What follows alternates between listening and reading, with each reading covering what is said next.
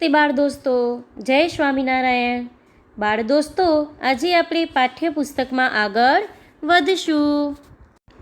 કવિતા 4 સુંદર સુંદર. બાળ દોસ્તો, અહીં પ્રકૃતિ સાથે સંબંધ ધરાવતી મીઠી વાતોને આ કાવ્યમાં વાગોળવામાં આવી છે.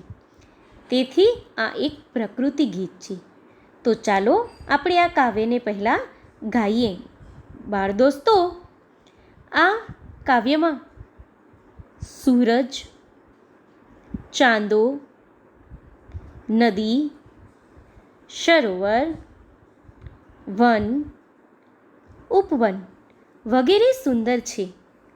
તેમાં વસતા માછલી, પંખી, માનવ વગેરે પણ કવિને સુંદર લાગે છે.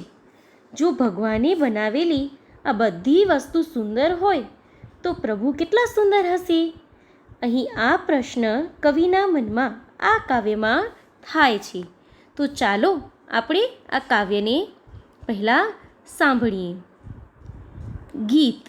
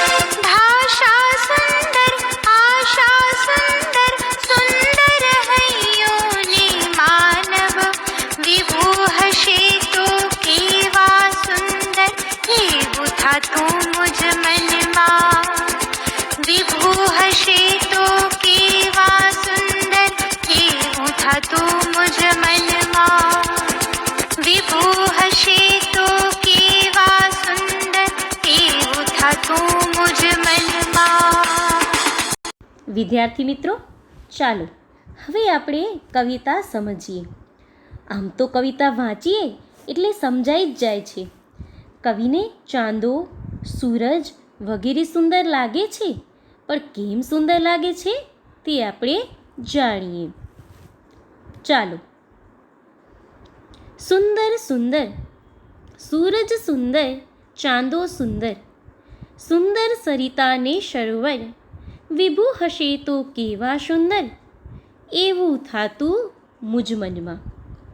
સૂરજના પ્રકાશથી માણસ, ઝાડ, પશુ પંખીઓ જોઈ શકે છે. તેનો પ્રકાશ જીવવા માટે મદદરૂપ બને છે. ચાંદાનો પ્રકાશ પણ ઠંડક આપે છે. અને નદીના પાણીનો ઉપયોગ પીવા, નાહવા ધોવામાં, ખેતી કરીએ છીએ. પશુ પંખી, જીવજંતુ બધા નદીના પાણીનો ઉપયોગ કરે છે. એટલે કવિને સુંદર લાગે છે. વળી આ બધાને બનાવનાર ભગવાન છે, એટલે કવિ કહે છે કે તો એ ભગવાન કેટલા સુંદર હશે. ઉષા સુંદર નિશા સુંદર, સુંદર વન ઉપવન ગિરિવર, વિભુ હશે તો કેવા સુંદર, એવું થાતું મુજ મનમાં. ઉષા એટલે સૂરજ ઉગ્યા પહેલાંનો સમય. એ સમયે વાતાવરણ શાંત હોય છે, હવામાં રજકણો હોતા નથી, હવા શુદ્ધ હોય છે અને બધા જ ધર્મના લોકો આ સમયે પૂજા કરતા હોય છે. આખા દિવસના કામનો થાક રાત પડીને ઉતરે એટલે કવિને રાત પણ સુંદર લાગે છે. વળી વન છે એ પ્રાણીઓ માટે જેટલું ઉપયોગી છે એટલું માણસો માટે પણ ઉપયોગી છે, એટલે કવિને વન એટલે કે જંગલ પણ સુંદર લાગે છે. અને આગળ કવિ કહે છે કે ઉપવન, ઉપવન એટલે બગીચો. બગીચો શુદ્ધ હવા આપે, શાંતિ આપે ને છાંયડોય આપે, પછી કોને સુંદર ન લાગે. ગિરિવર એટલે પર્વત, પર્વતમાંથી નીકળતા ઝરણા અને નદીનું પાણી વાદળો ખેંચી લાવી અને વરસાદ પણ લાવે છે. એટલે જ મિત્રો કવિ આ બધાને સુંદર કહે છે. અને એમને બનાવ્યા છે કોને? ઈશ્વર એટલે કે અલ્લાહે. તો તે ઈશ્વર કે અલ્લાહ કેટલા સુંદર છે, એવું મુજ મનમાં હંમેશા થયા કરે છે બાળ દોસ્તો. આગળ કવિ વાત કરતા કહે છે કે માછલી સુંદર જીવન સુંદર, સુંદર ધરતી શાંત સમીર, વિભુ હશે તો કેવા સુંદર, એવું થાતું મુજ મનમાં. માછલી પાણીમાં રહે, જુદા જુદા આકારોવાળી, જુદા જુદા રંગોવાળી, જોતાની સાથે જ ગમી જાય એવી માછલી, એ પણ કવિને બહુ જ ગમે છે. પંખીઓના કલરવ, એમનું આકાશમાં ઉડવું, આ બધા આપણી સાથે રહે છે અને એટલે આ ધરતી પણ સુંદર લાગે છે. તમે વિચારો કે માણસ એકલો જ ધરતી પર હોય અને પંખીએ માછલી કોઈ ન હોય તો આવી સુંદર ધરતી લાગે? બીજું કે આ ધરતી પર ધીમે ધીમે વાતો પવન, આવું દ્રશ્ય કેટલું સુંદર લાગે. આવું વિચારી કવિ કહે છે કે આ બધું જ કેટલું સુંદર છે, તો એને બનાવનાર વિભુ કેવા સુંદર હશે. કવિતા સુંદર જીવન સુંદર, સુંદર તારા આભ વિશાળ, વિભુ હશે તો કેવા સુંદર, એવું થાતું મુજ મનમાં. મિત્રો આટલી કવિતા સમજાઈ ગઈ ને તમને? કેવી લાગી? હા, સુંદર લાગી ને? સારી કવિતા સારું જીવન જીવવાનો સંદેશ આપે છે. સારા વિચારોથી જ જીવન સુંદર બને છે, એટલે કવિને સુંદર લાગે છે.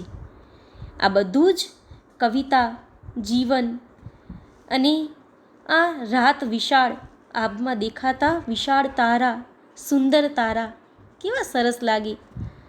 આમ આ આભના તારા બનાવનાર ભગવાન કેવા સુંદર હશે, એવું કવિના મનમાં થયા કરે છે. એક મિનિટ માટે વિચારો કે ભાષા સુંદર, આશા સુંદર, સુંદર હૈયું ને માનવ, વિભુ હશે તો કેવા સુંદર, એવું થાતું મુજ મનમાં.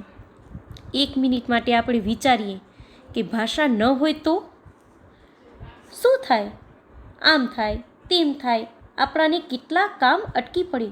અરે એકબીજા સાથે આપણે વાતચીત જ ન થાય. એટલે કવિને ભાષા સુંદર લાગે છે. આગળ કવિ કહે છે કે આશા એટલે કે જીવન. આશા ન હોય તો કંઈ ન થઈ શકે. આશા એ જ ઈચ્છા શક્તિ, એટલે એ પણ કવિને સુંદર લાગે છે. માનવ. માનવ સુંદર તો છે જ, પણ તેની વધુ સુંદર અને તેના સારા વિચારોવાળું હૈયું, સારી ભાવનાવાળું હૃદય કવિને ગમે છે. એટલે કવિને પ્રશ્ન થાય છે કે આ બધું કેટલું સુંદર ભગવાને બનાવ્યું છે, તો એ વિભુ કેટલા સુંદર હશે. તો બાળ દોસ્તો, આ કવિતા તમને પણ સુંદર લાગીને અને સમજાઈ પણ ગઈ હશે. નમસ્તે બાળ દોસ્તો.